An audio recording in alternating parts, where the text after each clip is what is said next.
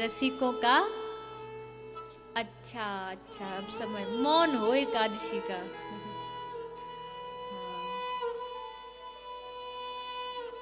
पहला वृंदावन धाम, दूसरा रसिकों का संग, और तीसरा एक चारों गांठ बांध ले जाना तो ही रस की उपासना थोड़ी बहुत आएगी हृदय में। तीसरा, तीसरा क्या है? ये तीसरा है श्री राधा रानी के चरणों की उपासना। ये तीसरा रस है। उनकी चरणों की उपासना इस रसमयी भक्ति का तीसरा अंग है। जब श्री राधा रानी की चरण रज में, रजोपासना में हमारा मन लगने लग जाए तो समझना अब ये रस धीरे धीरे हमें प्राप्त हो रहा है।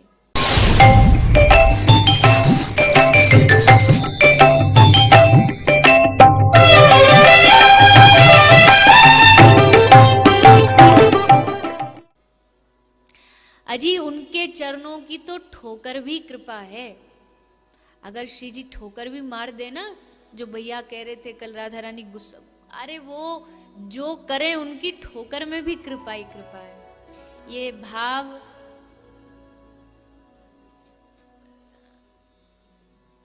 मुझे अच्छे से याद नहीं, तो शायद षड गोस्वामियों में से ही शायद जीव गोस्वामी या रूप गोस्वामी का भाव है। रूप गोस्वामी का भाव, विलाप कुसुमांजलि। तो उसमें श्री रूप गोस्वामी पाद लिखते हैं कि एक बार श्री स्वामी जी विराजमान थी, सब सखी दर्शन कर रही थी, तो स्वामी जी को दिखाई दिया कि उनका श्रृंगार सब अच्छा है, पर उनका जो कमर में जो कटी प्रदेश में जो कोंदनी पहनती है वो भूल आई आज। तो पास में ही तुलसी मंजरी यानी रूप गोस्वामी पाद बैठे थे, तो राधा रानी को इशारा किया कि सखी जा, मेरी कोंदनी रह गई भवन में, वो लेकर के आ, और देख ये तुझे दिए सेवा, किसी को बताना नहीं, श्रृंगार रस है तो ज्यादा किसी को बोलना नहीं। तो तुलसी मंजरी भागी भागी भागी भागी गई और कोंदी लेकर के आ रही थी, रास्ता में मिल गई ललिता सखी।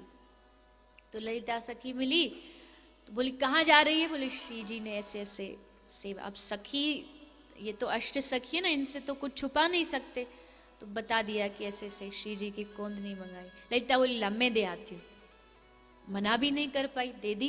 ललिता सखी लेके आई वो कोंदनी, श्री जी को पहना दी, और श्री जी के चरणों में आके तुलसी मंजरी बैठ गई। तो राधा रानी उसको देख रही है टेढ़ी टेढ़ी। बता दिया तूने, मैंने तुझे बोला था ना बताना नहीं। तो प्यार भरी चरणों की ठोकर उसके वक्ष पर मारी, प्रेम भरी।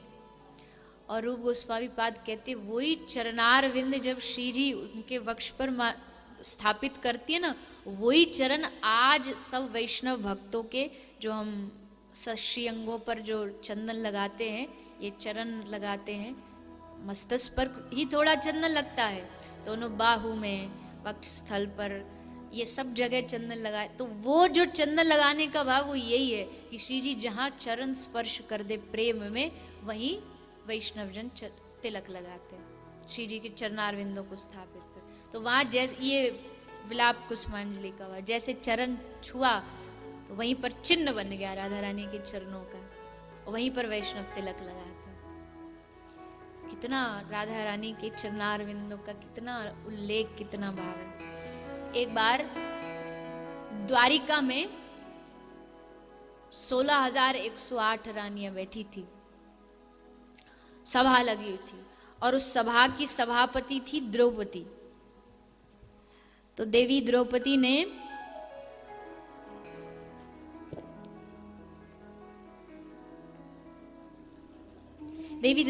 ने सब इन रानियों से पूछा कि तुम कृष्ण से क्या चाहती हो, तुम कृष्ण से क्या मन में भाव है तुम्हारा मांगने का। तो सब 16,000 रानी कहती हैं काम्य मह एतस्य श्रीमद पाद रजश्रिय, हम चाहती हैं श्री कृष्ण के चरणार विंदों की रज। तो द्रौपदी ने बड़े आश्चर्य में पूछा कृष्ण चरणार विंदों की, तुम तो दिन भर उनके संग रहती हो, तो क्या तुमको उनकी चरण रज नहीं मिलती? तो तो रानी कहती है चरण रज तो मिल जाती, पर हमको साधारण चरण रज नहीं चाहिए, हमें वो चरण रज तो हमें रोज मिलती है। कैसी चरण रज चाहिए? हमें विशेष तरीके से चाहिए। श्रियत कुछ कुमकुम गंधाद्यम, हमें चरण रज वो वाली रज चाहिए जिसमें श्री राधा रानी के चरणों की कुमकुम से जो युक्त चरण रज वो चाहिए।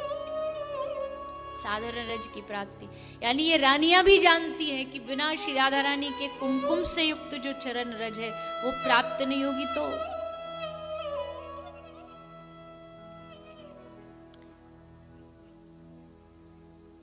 तो ये कोई ब्रज की माटी नहीं है, जो भी ब्रज में उड़ती है ये ब्रज की कोई माटी नहीं, राधा रानी की चरण रज है, चरणार विंद है।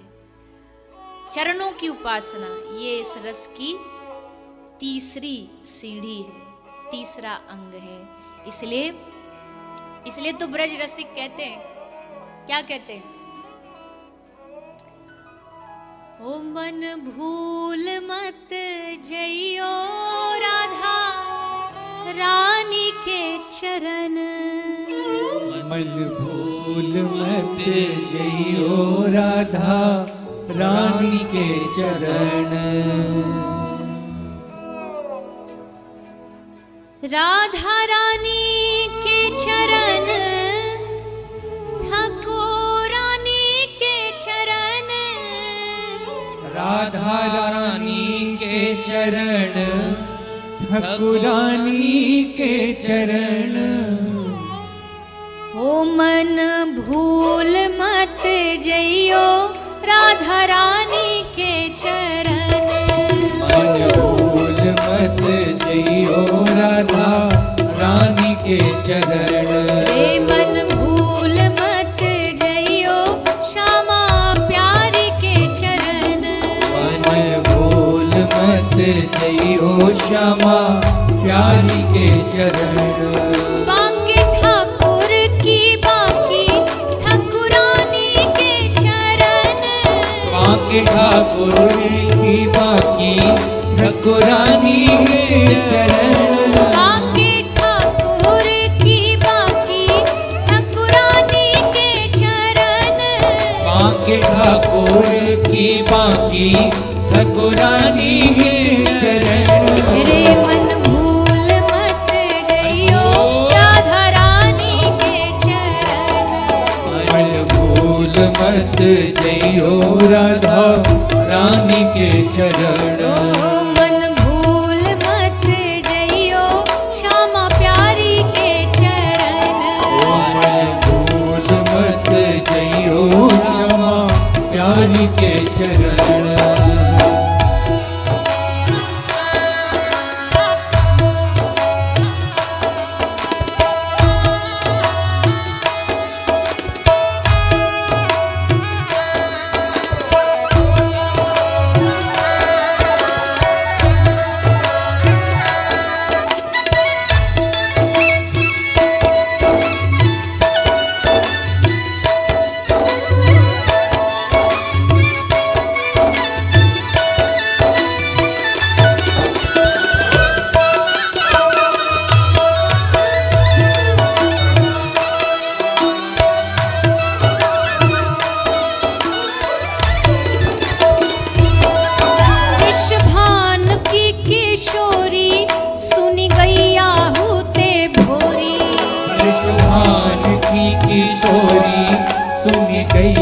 होते भोरे। वृषभानु की किशोरी सुनी गैया होते भोरी। वृषभानु की किशोरी सुनी गैया होते भोरे। प्रीत जान के हूँ थोड़ी तोहे राखेगी शरण। प्रीत जान के हूँ थोड़ी तोहे राखेगी शरण।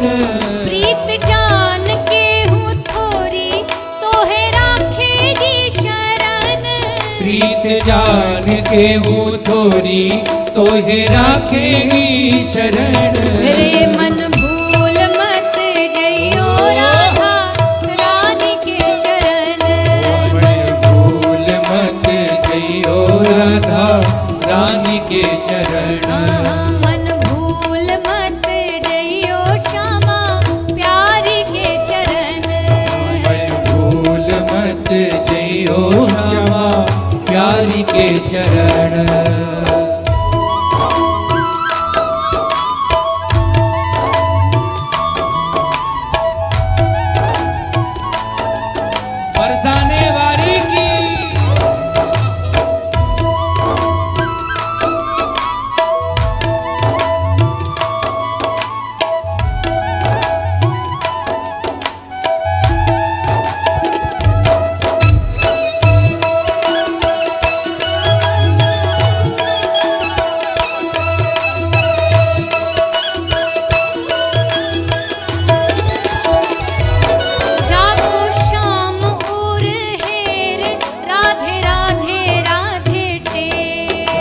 जाको श्याम और हेर राधे राधे राधे टेर जाको श्याम और हेर राधे राधे राधे टेर जाको श्याम और हेर राधे राधे राधे टेर करे बांसुरी में बेर बेर नाम में रमण करे बांसुरी में बेर बेर नाम में रमण करे बांसुरी में बेर बेर राम में रमण करे बांसुरी में बेर बेर नाम में ओ रमण मन भूल मत जइयो राधा रानी के चरण भूल मत जइयो राधा रानी के चरण रे मन भूल मत जइयो श्यामा प्यारी के चरण मन भूल मत जइयो श्यामा प्यारी के चरण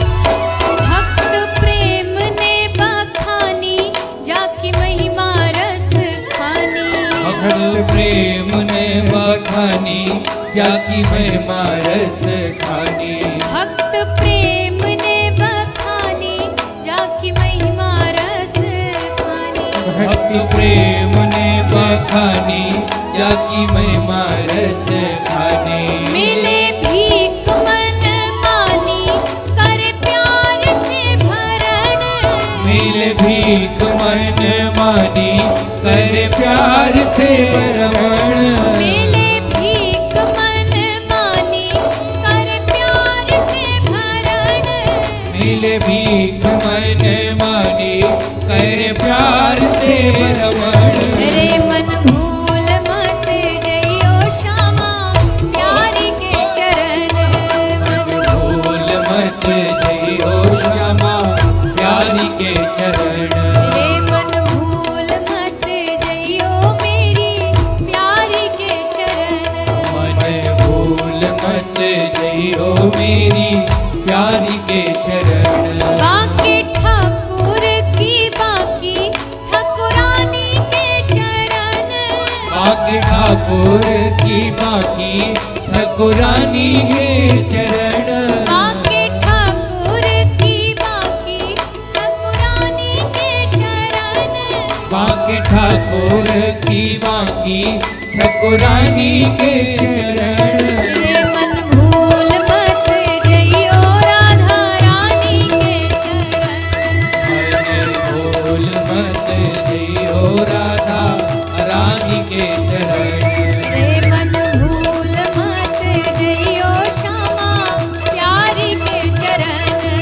मन भूल मत जइयो श्यामा प्यारी के चरण रे मन भूल मत जइयो मेरी लाडो के चरण मन भूल मत जइयो मेरी लाडो के चरण रे मन भूल मत जइयो श्यामा प्यारी के चरण मन भूल मत जइयो श्यामा प्यारी के चरण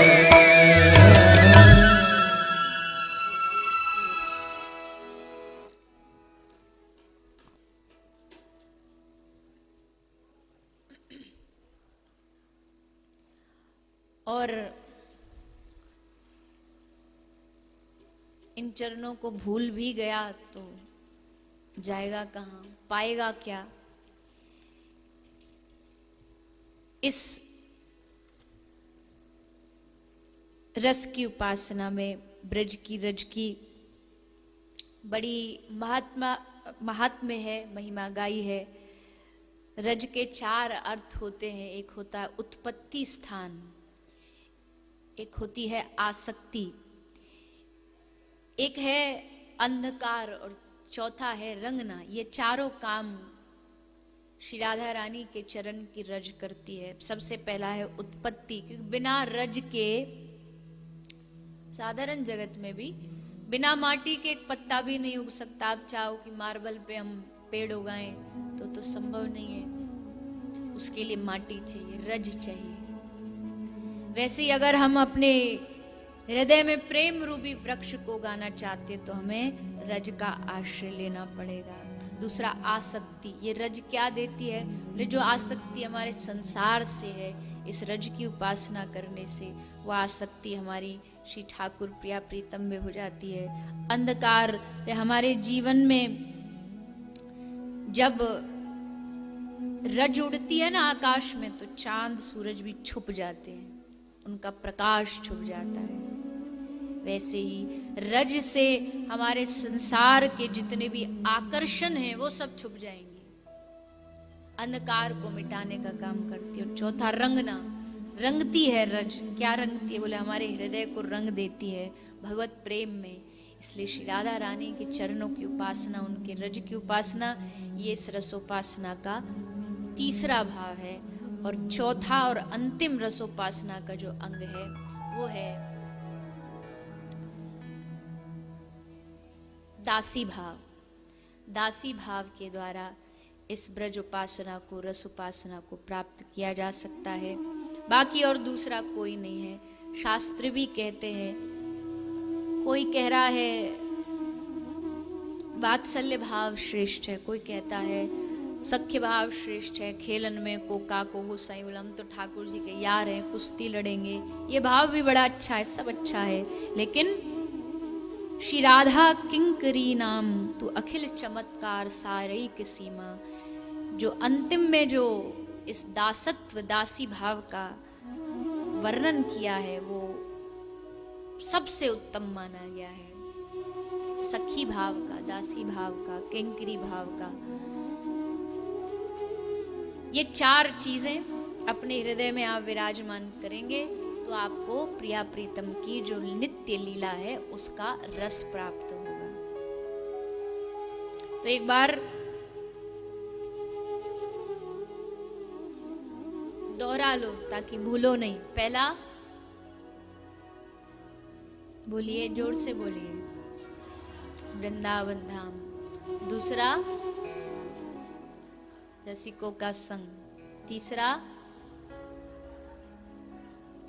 श्री राधा रानी के चरणों की और उनके रज की उपासना। और चौथा, दासी भाव। जो सब तो उसमें क्वालिफाइड नहीं होते, क्योंकि क्वालिफिकेशन भी तो चाहिए, ऐसे थोड़ी सभी बन जाएंगे, पर लक्ष्य वो रखना चाहिए कि हमको वो लक्ष्य प्राप्त करना है। लक्ष्य हो जाएगा तो फिर उस पर बढ़ने की कोशिश भी करेंगे। वृंदावन धाम आपको प्राप्त है। रजोपासना का मन रसिकों का संग करके मन में प्रकट करिए, तब श्री राधा रानी की महिमा किंचित मात्र समझ में आएगी। ये मत समझना कि अब तो हम समझ बैठे। अब क्या होता है ना, हम थोड़ा बहुत सुन रहे हैं अब श्री राधा रानी के बारे में, कोई जगत में जरा सा भी बोलेगा ना राधा रानी ऐसी, तो हम बड़े घमंड में आके, अरे तुम क्या जानते हो, हम जानते राधा रानी। अरे तू क्या जानता है राधा रानी को? कन्हैया कह रहे मैं नहीं जानता श्री राधा रानी की लीला और भावों को, और तुम घमंड में चूर होकर के 7 दिन में कह दो हम जानते हैं। नहीं जान पाओ। 7 अरब करोड़ असंख्य जन्म भी ले लोगे तो श्री राधा रानी के इस रस को, ब्रज के इस दिव्य रस को, ये अनुभव का विषय है। आपस में यहाँ हर काम वो होता है जिससे एक दूसरे को सुख मिले, बस ये खोजते रहते क्या करें क्या करें। बताओ, और कोई काम धंधा थोड़ी है आपकी तरह, उनको कोई नौकरी पे थोड़ी जाना है, बाल बच्चे थोड़ी पालने हैं। एक ही काम है, क्या करे जो प्रियतम को सुख मिले। एक दूसरे से सखी सोचती है ऐसा क्या करे जो युगल को सुख मिले। नए नए खुराफाती दिमाग लगाती रहती हैं कि अब ये करेंगे, अब वो करेंगे,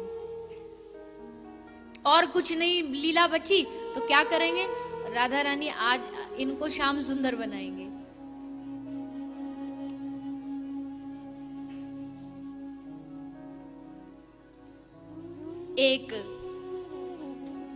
एक समय श्याम सुंदर श्री राधा रानी के मन में आया कि आज कुछ अलग होना चाहिए, कुछ अलग रस होना चाहिए, अलग लीला होनी चाहिए। तो बस निकली, मन से चाह निकली, पहुंच गई वहां तक। और फिर क्या हुआ, एक सखियों का झुंड, सखियों का एक समूह श्री जी के भवन में पहुंच गया। अब श्री राधा रानी तो आंख बंद करके सोच ही रही थी कि कुछ अच्छा अद्भुत लीला में कुछ हो, रस में कुछ हो। सखियों का पूरा समूह आ गया। राधा रानी ने आंख खोली, सखी बोली, अरे प्रियाजू, हम तुम्हारे डोरे कैसे पहुंच गए? हम तो नंद भवन जाने के ताई निकले और कैसे पांव चल के यहाँ पहुंच गए। अरे हमने तो सुनी अब ब्रज में एक जादूगर है, पर अब पता चली तुम तो बातें भी बड़ी जादूगर निकली। अरे जा रहे नंद महल, कैसे पांव मुड़ के यहाँ आ गए? तो श्री राधा रानी ने हंस के कहा कि जहां जा रही थी तो फिर वहीं जाओ, जाओ और जिनके पास जा रही हो उनको बुला लाओ। है हिम्मत उनको बुलाने की? बुला के ला पाओगी? तो सखी बोली कि तू भी क्या याद रखेगी, हम नंद लाला को कहें और वो ना आए, देख लेना हम ही जीतेंगे, तू हारेगी। तो श्री जी बोली जाओ तो सही, देखो तो सही। तो सब गई, सब सखी, शर्त लगी है कि नंदलाल आएंगे कि नहीं आएंगे। चल पड़ी सब सखियां, नंद भवन पहुंची। और ये नंद भवन पहुंची, वो वहीं ऐसे ब्रज में कहते ना, बटुआ के मोड़े को सो वहीं बैठो प्रतीक्षा कर रहे हो कि कब सखी मुँह को बुलाने आवे, कब मुँह को बुलावे। श्री राधा रानी के दर्शन में आंखें पल के बिछाए बैठे, दिख गई सखी आई। तो ऐसे क्या आनंद की सखी बुला के ले जाए चले जाए, इसमें कोई रस है? तुरंत भागे भागे आए, आके बोले सखी को, चुप, आवाज नहीं, बिल्कुल शोर नहीं करो। सखी बोली क्यों जी, क्या हो गया? वो घर में मेहमान आए बैठे, बहुत सारे मेहमान बैठे, तुम आई धमकी, एकदम धमकती भैया, चिल्लाती भई, का कहेंगे मेहमान, कैसी अनपढ़ गवार गोपी है, कैसे चिल्लाती भई आ रही है। चुप। सखी एकदम शांत हो, वो पूरा भूमिका बना रहे ना कि भीतर ना पता चल जाए ये आई है। और फिर क्या बोलते हैं, मैं बड़ी जल्दी में हूँ, मोको एक मैया ने बड़ो भारी काम सौंपो, काम करने जा रहे हैं। सखी हंसी बड़ी जोर से, तुम और काम?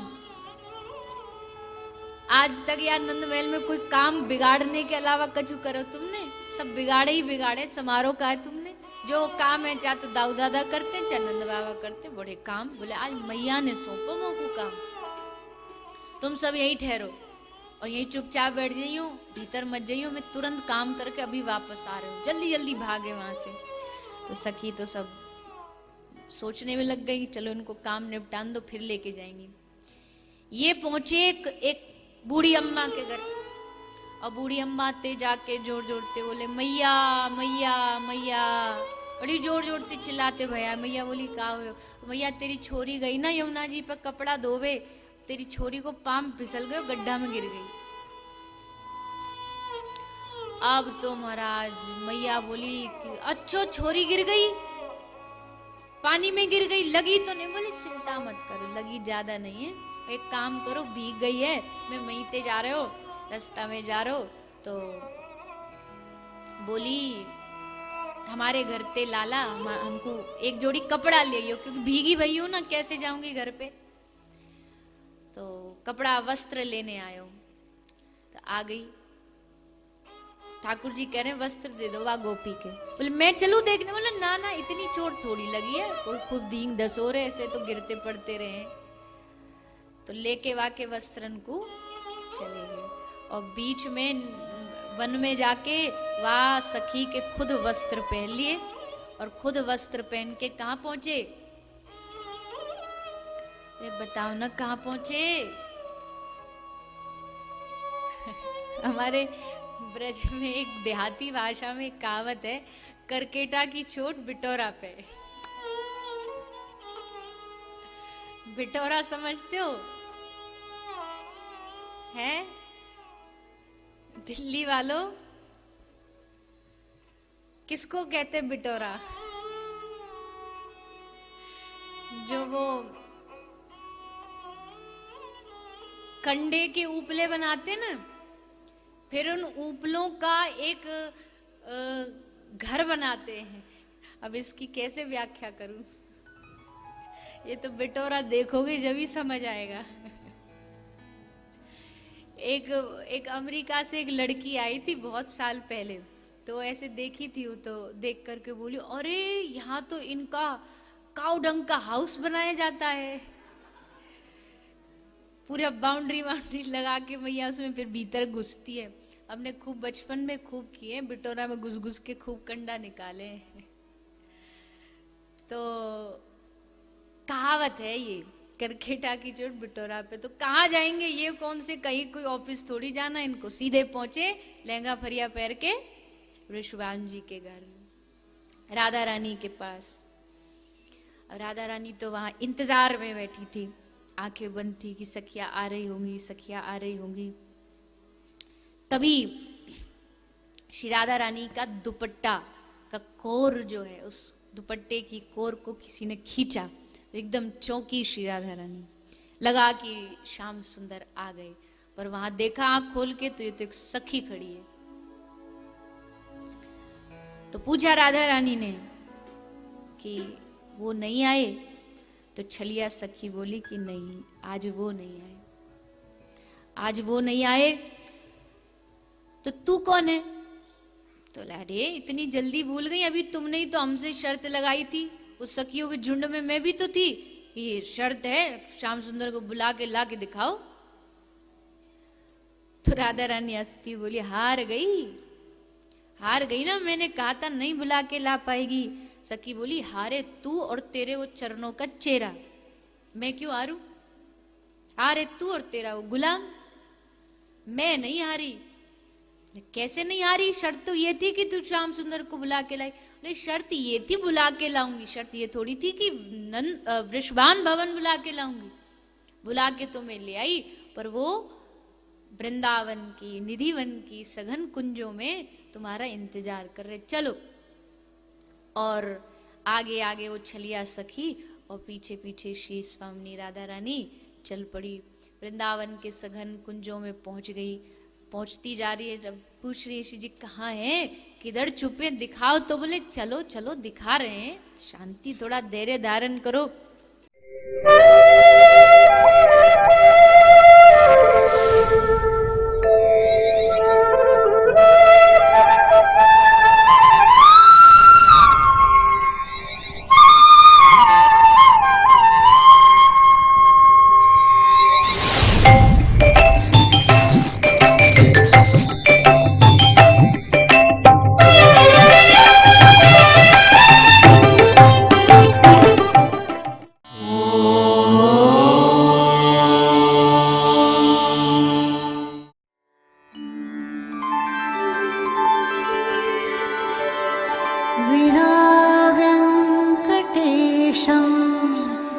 ननाथो ननाथः सदा वेङ्कटेशं स्मरामि स्मरामि। हरे वेङ्कटेश प्रसीद प्रसीद, प्रियं वेङ्कटेश प्रयच्छ प्रयच्छ।